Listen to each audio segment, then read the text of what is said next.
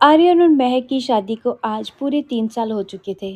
दिल्ली के एक पॉश इलाके में उनका छोटा सा लेकिन बेहद खूबसूरत घर था।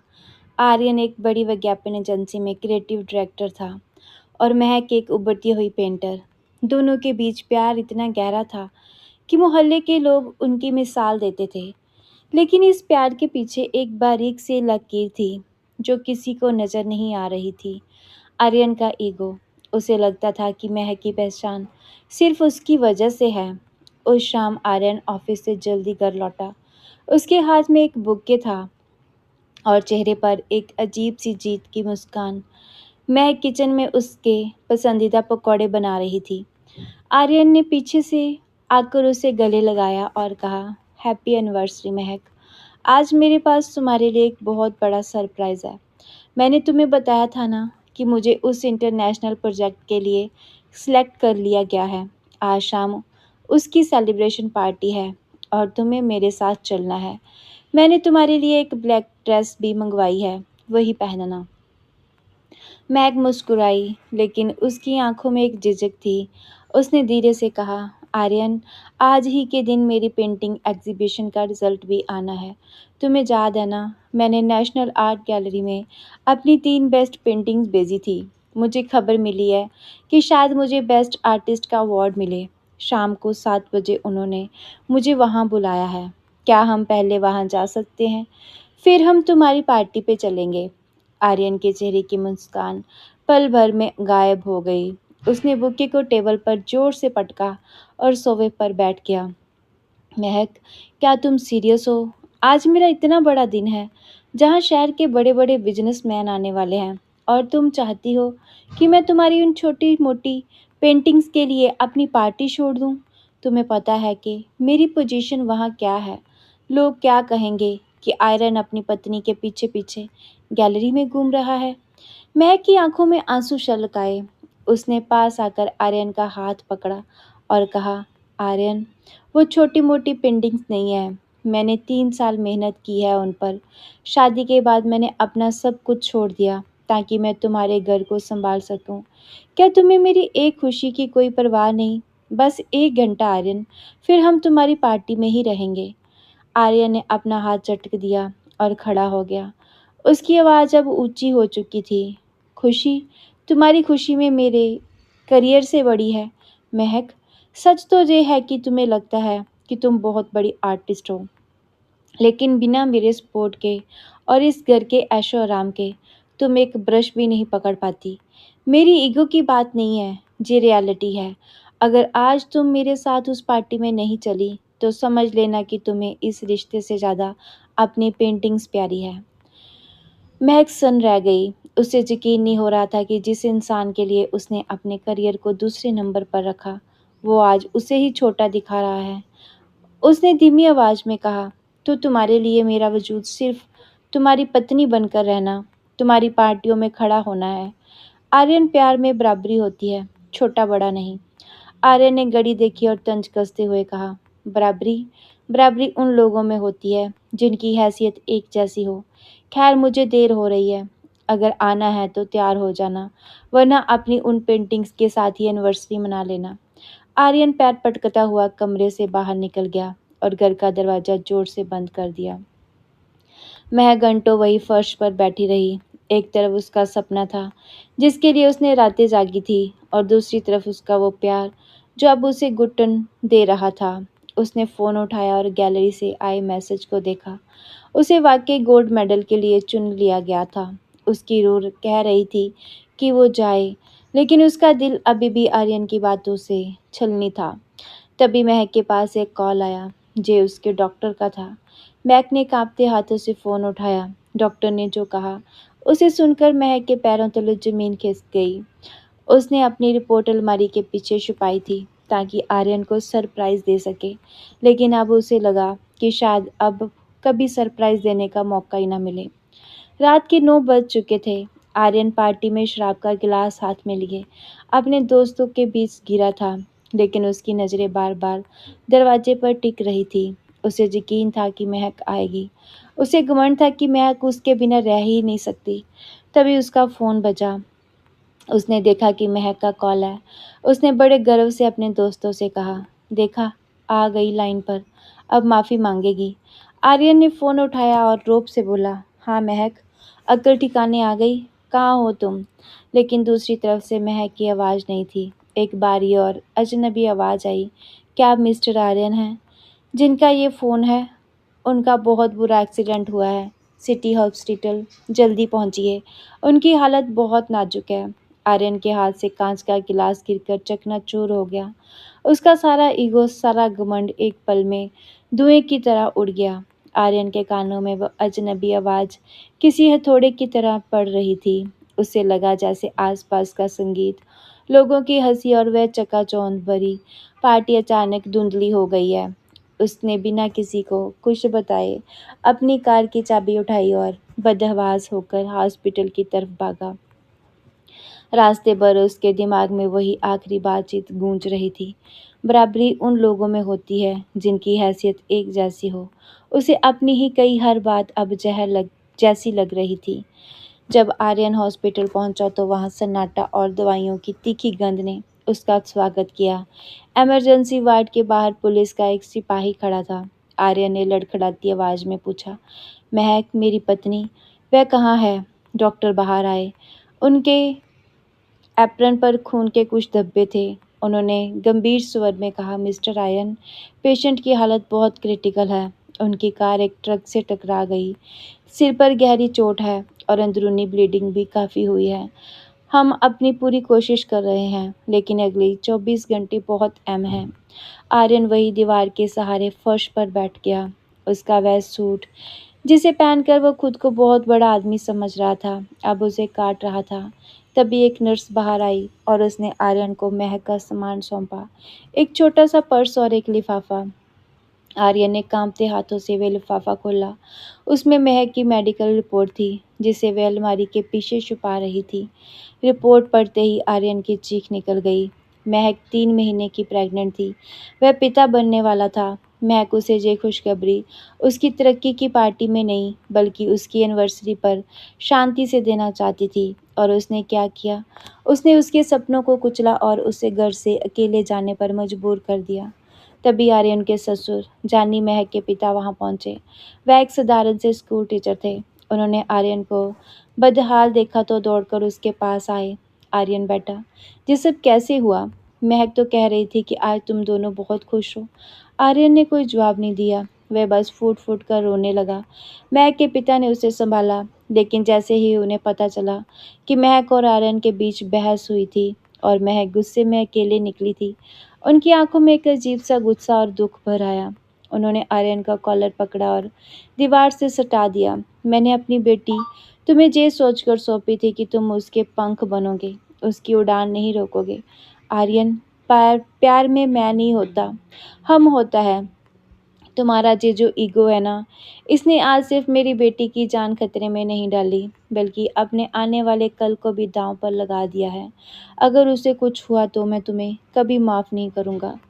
आर्यन खामोश रहा। वह जानता था कि वह हर शब्द का गुनहगार है। वह आईसीयू के शीशे के पास जाकर खड़ा हो गया। अंदर महक मशीनरी और पाइपों के बीच बेजुबान पड़ी थी। उसका वह चेहरा जो हमेशा रंगों और मुस्कुराहट से भरा रहता था, आज सफ़ेद पड़ चुका था। आर्यन ने शीशे पर हाथ रखा और बदबुदाया, महक, वापस आ जाओ। मैं अपनी सारी कामयाबी, अपना सारा घमंड तुम्हारे कदमों में रख दूं। बस एक बार अपनी आंखें खोल दो। मुझे बताओ कि वो पेंटिंग कौन सी थी जिसे अवार्ड मिला है। मैं उसे पूरी दुनिया को दिखाऊंगा। रात के 2 बज रहे थे। सन्नाटे को चीरते हुए आईसीयू के अंदर से अलार्म की आवाज़ आने लगी। डॉक्टर और नर्स अंदर की तरफ भागे। आयरन की धड़कनें रुक गई। उसने देखा कि मॉनिटर पर महक की दिल की धड़कन की लकीर सीधी होती जा रही थी। डॉक्टर उसे डिफिब्रिलेटर से झटके दे रहे थे। Come on Mahak, fight for it. Doctor की आवाज़ बाहर तक आ रही थी। आर्यन वही घुटनों के पल बैठ गया और हाथ जोड़कर पहली बार उस खुदा से भीख मांगने लगा, जिसे वह अपनी तरक्की के गुरूर में भूल चुका था। उसने वादा किया था कि अगर महक बच गई तो वह आर्यन कभी नहीं बनेगा जो आज सुबह तक था। अचानक डॉक्टर बाहर आए। उनके माथे पर पसीना था। आर्यन उम्मीद भरी नज़रों से उनकी तरफ बढ़ा। डॉक्टर ने मास्क हटाया और एक लंबी सांस ली। हमने उसे फिलहाल बचा लिया है। एक चमत्कार हुआ है, उसने रिस्पॉन्स दिया। लेकिन डॉक्टर रुके और आर्यन के कंधे पर हाथ रखा। एक्सीडेंट का सदमा इतना गहरा था कि वह कोमा में जा चुकी है। वह कब जाएगी, जागेगी, या कभी जागेगी भी नहीं, ये हम नहीं कह सकते। और जो बच्चा था, आई एम सॉरी, हम उसे नहीं बचा सके। आर्यन के पैरों के नीचे से जमीन खिसक गई। उसने ना सिर्फ अपना घर खोने की कगार पर खड़ा था, बल्कि उस नन्ही सी जान को भी खो दिया, जिसे उसने अभी महसूस तक नहीं किया था। उसका ईगो आज जीत गया था, लेकिन उसकी जिंदगी हार चुकी थी। तभी नर्स ने आकर आर्यन को एक और चीज़ दी, जो उनकी मुट्ठी में बंद था। वह एक छोटा सा गोल्ड मेडल था, जिस पर लिखा था बेस्ट आर्टिस्ट महक। वह एक्सीडेंट वाली जगह पर अपनी उस कामयाबी को सीने से लगाकर मरते मरते भी बचा रही थी, जिसे आर्यन ने छोटा मोटा कहा था। आर्यन ने उस मेडल को अपने माथे से लगाया और जोर से चीखा। उसकी वह चीख खाली हॉस्पिटल के कॉरिडोर में गूंजती रही। लेकिन महक की दुनिया अब सिर्फ खामोशी थी। 3 साल बीत चुके थे। समय का पहिया अपनी रफ्तार से चलता रहा, लेकिन आर्यन की जिंदगी उसी एक रात पर ठहरी हुई थी। वह आलीशान फ्लैट बिक चुका था, जहाँ कभी खुशियों की महक आती थी। आर्यन अब शहर के एक पुराने हिस्से में एक छोटे से कमरे में रहता था। उसने अपनी विज्ञापन एजेंसी की नौकरी छोड़ दी थी, जिस ईगो ने उसे अंधा कर दिया था। अब उसी ईगो की जगह एक अंतहीन पछतावे ने ले ली थी। आज का दिन आर्यन के लिए खास था। उसने अपने पुराने सफ़ेद कुर्ते की आस्तीन ने ऊपर चढ़ाई और अपना सामान उठाया। वह हर रोज की तरह जीवन अस्पताल के उस कमरे में पहुंचा, जहां खिड़की से आती धूप महक के चेहरे पर पड़ती थी। महक अभी भी कोमा में थी। उसकी सांसें मशीनों के भरोसे थी, लेकिन आर्यन का भरोसा मशीनों से कहीं बड़ा था। आर्यन ने महक के बिस्तर के पास बैठकर उसके हाथों को सहलाया। महक, देखो, आज मैं तुम्हारे लिए क्या लाया हूँ। उसने बैग से ब्रश और कुछ रंग निकाले। पिछले 3 सालों में आर्यन ने अपनी पूरी जिंदगी बदल दी थी। उसने विज्ञापन की दुनिया छोड़कर पेंटिंग सीखी थी, वही हुनर जिसे उसने कभी महक का छोटा मोटा काम कहा था। अब वह एक गुमनाम आर्टिस्ट बनकर सड़क किनारे पेंटिंग्स बेचता था और उन पैसों से महक के इलाज का खर्च उठाता था। आज बाहर का मौसम बिल्कुल वैसा ही है, जैसा तुम्हें पसंद है, हल्की बारिश और गीली मिट्टी की खुशबू। आर्यन ने मैक से बात करना जारी रखा, जैसे वह उसे सुन रही हो। उसने एक कैनवस लगाया और महक का चेहरा बनाना शुरू किया। वह हर दिन महक को एक कहानी सुनाता, उसे अपनी पेंटिंग सिखाता, उसे याद दिलाता कि दुनिया उसे भूली नहीं है। तभी कमरे में डॉक्टर मेहरा दाखिल हुए। उनके हाथ में कुछ रिपोर्ट्स थी। उन्होंने आर्यन को देखते हुए एक गहरी सांस ली। आर्यन, तुम्हें इस तरह अपना जीवन बर्बाद करते हुए देख दुख होता है। 3 साल कम नहीं होते। महक के शरीर में अब जान नहीं बची। वह सिर्फ मशीनों के कारण सांस ले रही है। और तुम्हारी आर्थिक हालत, मुझे पता है कि तुम अपनी पेंटिंग बेचकर जैसे तैसे बिल भर रहे हो, लेकिन अब ये और मुश्किल होता जा रहा है। आर्यन ने पेंटिंग से नज़रें हटाए बिना कहा, डॉक्टर, जब तक मेरी आखिरी सांस चलेगी, महक की सांसें नहीं रुकेगी। मेरा ईगो मर चुका है। अब बस ये प्रायश्चित बचा है। मैं उसकी हर उस खामोशी का कर्ज चुका रहा हूँ, जो मेरी वजह से उसे सहनी पड़ी। डॉक्टर ने नरमी से कहा, लेकिन आर्यन, अस्पताल का बकाया बहुत बढ़ गया है। ट्रस्ट ने कहा है कि अगर अगले 2 दिनों में पेमेंट नहीं हुई तो हमें उसे जनरल वार्ड में शिफ्ट करना होगा, या वेंटिलेटर हटाने पर विचार करना होगा। मैं चाहता हूँ कि तुम हकीकत को समझो। आर्यन का हाथ रुक गया। उसने डॉक्टर की तरफ देखा। उसकी आंखों में आंसू नहीं, बल्कि एक तड़प थी। 2 दिन, मुझे बस 2 दिन दीजिए डॉक्टर, मैं कुछ न कुछ इंतजाम कर लूँगा। उसी शाम आयरन अपनी सबसे बेहतरीन पेंटिंग लेकर शहर की सबसे बड़ी आर्ट गैलरी पहुंचा। ये वह गैलरी थी जहां 3 साल पहले महक को अवार्ड मिला था। उसने वहां के मैनेजर से मिन्नतें की कि उसकी पेंटिंग एक बार देख ली जाए।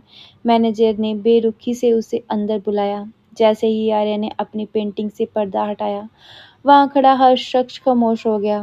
पेंटिंग में एक औरत थी, जिसका आधा चेहरा रंगों से चमक रहा था और आधा चेहरा अंधेरे में डूबा था। उसकी आंखों में एक अजीब सा दर्द था और सुकून था।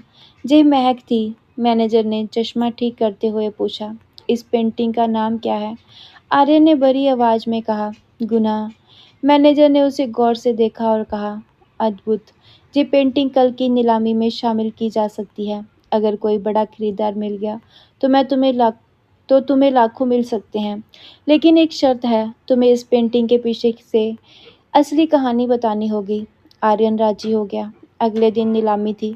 आर्यन को लगा कि शायद अब सब ठीक हो जाएगा। वह भागकर अस्पताल पहुंचा और महक के कान में धीरे से कहा, महक, तुम्हारी कला ने मुझे फिर से जीना सिखाया। कल तुम्हारी वजह से ही हम फिर से एक नई शुरुआत करेंगे। लेकिन उस रात कुछ ऐसा हुआ जिसकी कल्पना आर्यन ने नहीं की थी।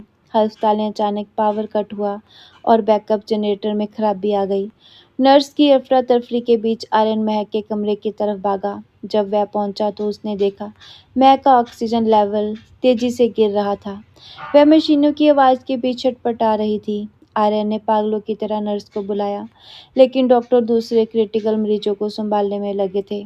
आर्यन ने खुद महक का हाथ पकड़ा, उसे पंप करने लगा। महक, तुम अभी नहीं जा सकती। कल कल सब ठीक हो जाएगा। मैंने तुम्हारी पेंटिंग लगा दी है महक। आंखें खोलो। अचानक महक की उंगलियों ने आर्यन के हाथ को हल्का सा दबाया। आर्यन के शरीर में बिजली सी दौड़ गई। महक की पलकें धीरे से हिली। उसकी आंखों के कोनों से एक आंसू ढलका और उसने अपनी आंखें खोल दी। आर्यन की खुशी का ठिकाना नहीं था। डॉक्टर, देखिए, इसने आंखें खोल ली हैं। डॉक्टर दौड़े आए और जांच शुरू की, लेकिन उनकी आंखों में खुशी नहीं थी। उन्होंने आर्यन को बाहर बुलाया। आर्यन, इसे लास्ट सर्ज कहते हैं। कभी कभी मौत से ठीक पहले मरीज के शरीर में अचानक ऊर्जा आती है और वह होश में आ जाता है। ये रिकवरी नहीं, विदाई का संकेत भी हो सकता है। आर्यन का दिल बैठ गया। वह फिर से अंदर गया। मैक उसे देख रही थी। उसके होठों पर एक बहुत ही धुंधली मुस्कुराहट थी। उसने कांपते हाथों से आर्यन के चेहरे को छूने की कोशिश की। आर्यन ने उसका हाथ पकड़कर अपने चेहरे पर रख लिया। मैक ने बहुत ही धीमी आवाज में लगभग फुसफुसाते हुए कहा, आर्यन, वह रिपोर्ट। आर्यन रोते हुए बोला, मुझे पता है महक, मुझे सब पता है। मुझे माफ़ कर दो, हमारा बच्चा। मैक ने अपना सिर धीरे से हिलाया और आर्यन की आंखों में झांका। उसकी आंखों में एक ऐसा सच था जिसे जानकर आर्यन की रूह कांप गई। मैक ने टूटी फूटी आवाज में कहा, रिपोर्ट जो तुमने पढ़ी वो मेरी नहीं थी। आर्यन सन रह गया। क्या? आर्यन के कानों में महक के वो शब्द किसी धमाके की तरह गूंज रहे थे। वह रिपोर्ट मेरी नहीं थी। कमरे का सन्नाटा और गहरा हो गया। महक की सांसें उखड़ रही थी, लेकिन उसकी आंखों में एक ऐसी तड़प थी जैसे वह बरसों का बोझ उतार देना चाहती हो। आर्यन ने उसके हाथ को और मजबूती से थामा। महक, तुम क्या कह रही हो? वह रिपोर्ट, प्रेगनेंसी की बात, क्या वो सब झूठ था? महक ने दर्द से अपनी आंखें बंद की और फिर धीरे से कहा। उसकी आवाज़ अब और भी कमज़ोर हो गई थी। उस दिन वर्सरी वाली शाम मेरी सहेली सानिया अस्पताल में थी। वो प्रेग्नेंट थी और बहुत डरी हुई थी क्योंकि उसने घर वाले इस रिश्ते के खिलाफ थे। वो रिपोर्ट उसकी थी जो मेरे बैग में रह गई थी। मैं तुम्हें सच बताने ही वाली थी, लेकिन तुमने तुमने मुझे बोलने का मौका ही नहीं दिया। आर्यन की आंखों के सामने उस काली रात का मंजर नाचने लगा। उसका वो चिल्लाना, महक का नीचा दिखाना और उसकी बात सुने बिना उसे घर से निकाल देना। उसने जिसे अपना बच्चा समझकर 3 साल तक मातम मनाया था, वो दरअसल एक गलतफहमी थी, लेकिन असली धक्का अभी लगना बाकी था। महक ने एक लंबी सांस ली और आगे कहा, आर्यन, उस रात जब तुम मुझे डांट रहे थे, मुझे चक्कर आ रहे थे, मुझे अपनी बीमारी का पता चला था, कैंसर। मैं तुम्हें वो रिपोर्ट दिखाने वाली थी। मैं डर गई थी आर्यन। मुझे लगा तुम टूट जाओगे, इसलिए मैंने सानिया को रिपोर्ट का सहारा लिया ताकि तुम कम से कम मुझसे प्यार से बात करो। मुझे वक्त दो। मुझे लगा शायद बच्चे की खबर सुनकर तुम्हारा ईगो पिघल जाएगा और तुम रुक जाओगे। आर्यन ने हाथों से महक का हाथ छूटते छूटते बचा। उसकी रूह कांप गई। कैंसर तुम्हें बीमारी थी और तुमने मुझसे छुपाया, और मैंने तुम्हें उस हालत में घर से बाहर भेज दिया। महक की आंखों से आंसू बहने लगे। मैं हार गई थी आर्यन। तुम्हारा ईगो मेरी बीमारी से बड़ा था। एक्सीडेंट के बाद जब मैं कोमा में गई तो डॉक्टर ने तुम्हें सिर्फ एक्सीडेंट की चोटों के बारे में बताया, लेकिन मेरी अंदरूनी बीमारी बढ़ती चली गई। इन 3 सालों में जो पैसा तुम मेरे इलाज के लिए दे रहे थे, वो सिर्फ मुझे ज़िंदा रखने के लिए नहीं, बल्कि उस जानलेवा बीमारी से लड़ने के लिए भी था, जिसे मैंने खुद न्योता दिया था। आर्यन पागलों की तरह सिर पीटने लगा। मैंने क्या किया? मैंने तुम्हें तड़पने के लिए अकेले छोड़ दिया। मैं समझता रहा कि मैं महान हूँ।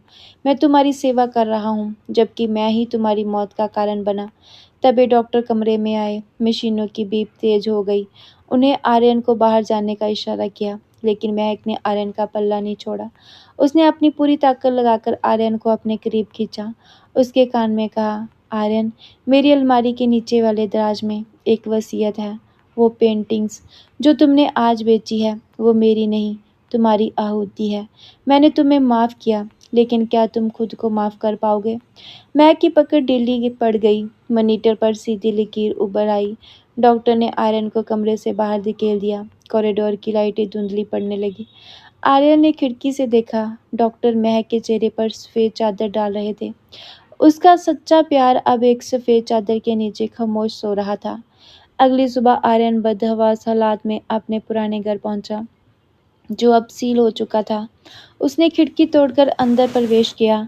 धूल से भरी उस अलमारी के नीचे उसे वह लिफाफा मिला। उसमें मैक की वसीयत और एक डायरी थी।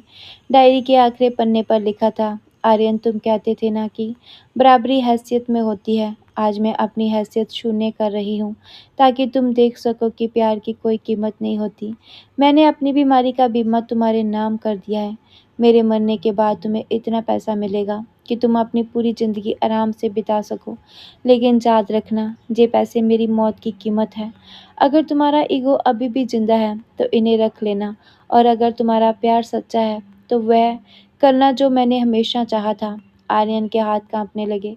उसने देखा कि बीमा की राशि करोड़ों में थी। वही पैसा जिसके पीछे भागते हुए उसने महक को खो दिया था, आज उसे महक की मौत के बदले मिल रहा था। ये उसके कर्मों का सबसे बड़ा और भयानक बदला था। आर्यन उस खाली घर में जोर जोर से हंसने लगा, एक ऐसी हंसी जिसमें पागलपन और दर्द दोनों थे। उसने वो चेक उठाया और उसे फाड़ने ही वाला था।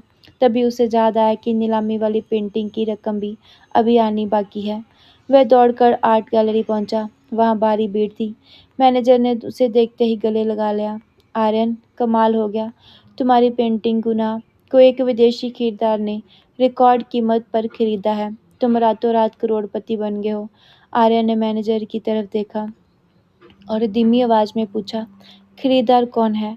मैनेजर ने एक कार्ड आर्यन की तरफ बढ़ाया। नाम पढ़ते ही आर्यन के होश उड़ गए। वह शख्स कोई और नहीं, बल्कि महक का वही पिता था, जिसने 3 साल पहले आर्यन का गला पकड़ा था। आर्यन के हाथों में वह कार्ड कांप रहा था। महक के पिता, मिस्टर खन्ना, गैलरी के एक कोने में शांत खड़े थे।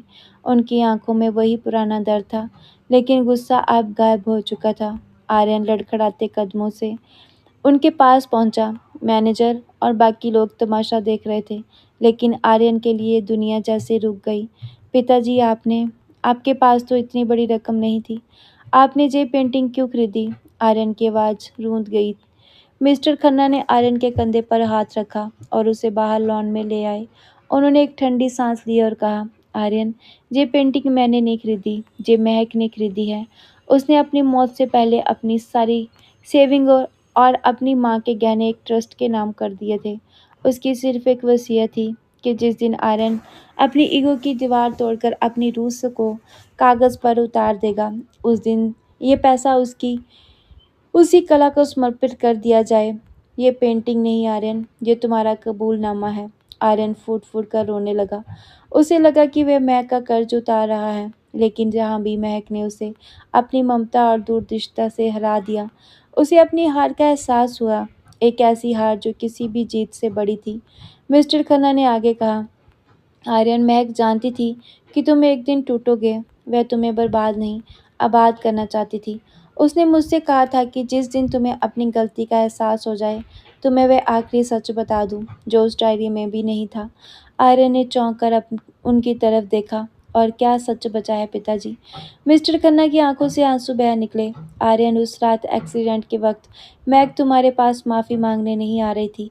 वह अस्पताल जा रही थी, अपनी बीमारी का इलाज शुरू करवाने, ताकि वह तुम्हारे लिए जी सके। लेकिन रास्ते में उसने देखा तुम्हारी कार का एक्सीडेंट होने वाला है। वह ट्रक तुम्हारी तरफ बढ़ रहा था।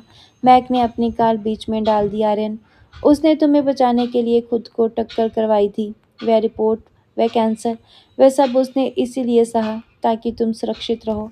आर्यन के सीने में जैसे किसी ने खंजर उतार दिया हो। वह घुटनों के बल जमीन पर गिर गया जिसे वह अपनी जिंदगी का बोझ समझ रहा था। वह दरअसल उसकी ढाल बनकर दुनिया से चली गई। उसका ईगो जिस महल में रहता था वह आज पूरी तरह जमीन दोज हो चुका था। अब तुम क्या करोगे आर्यन? मिस्टर खन्ना ने पूछा। तुम्हारे पास करोड़ों रुपए हैं, महक का दिया हुआ बीमा है और ये शोहरत। क्या तुम फिर से वही पुराने आर्यन बनोगे? आर्यन खड़ा हुआ। उसकी आंखों में अब एक ठहराव था। उसने अपने आंसू पोंछे और उसे चेक को देखा जो मैनेजर ने उसे दिया था। उसने मिस्टर खन्ना के हाथ जोड़े और कहा, नहीं पिताजी, आर्यन तो उस रात मर गया जब महक ने आखिरी सांस ली थी। अब जो बचा है वो सिर्फ महक का एक जरिया है। अगले कुछ महीनों में आर्यन ने अपनी पूरी संपत्ति, वह करोड़ों रुपए का बीमा और अपनी सारी पेंटिंग्स की कमाई से शहर के बाहर एक बहुत बड़ा महक art and cancer care centre बनवाया। ये एक ऐसी जगह थी जहाँ गरीब कलाकारों को मुफ्त में रहने के लिए जगह मिलती थी और कैंसर के मरीजों का इलाज उन्हीं की कला के जरिए किया जाता था। उद्घाटन के दिन आर्यन ने कोई फीता नहीं काटा। उसने उस सेंटर के मुख्य द्वार पर महक की वह गुनाह वाली पेंटिंग लगाई, लेकिन उसके नीचे एक नई तख्ती लगवाई। उस पर लिखा था, अहंकार की उम्र छोटी होती है और प्रेम का त्याग अमर। यहाँ ईगो वर्जित है। आर्यन अब उसी सेंटर के एक छोटे से कमरे में रहता है। वह आज भी पेंटिंग करता है, लेकिन अब वह उन्हें बेचता नहीं।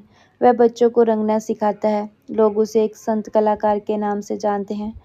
वह अब भी हर शाम महक की तस्वीर के सामने 2 कप चाय रखता है, उससे बातें करता है। एक दिन एक छोटे बच्चे ने उससे पूछा, सर आपकी इतनी बड़ी संपत्ति दान क्यों कर दी? आप तो राजा की तरह रह सकते थे। आर्यन ने मुस्कुराते हुए बच्चे के सिर पर हाथ फेरा और कहा, बेटा राजा वह नहीं जिसके पास महल हो, राजा वह है जिसके पास खोने के लिए कुछ ना बचा हो और फिर भी वह मुस्कुरा सके। मैंने अपना ईगो खोया तो मुझे खुद से प्यार करना आया और प्यार कभी मरता नहीं, बस वह रूप बदल लेता है। कहानी का अंत वहाँ हुआ जहाँ से आर्यन की नई जिंदगी की शुरुआत हुई। वह अब अकेला नहीं, मैं उसकी हर पेंटिंग में, हर मरीज की मुस्कुराहट में और हर उभरते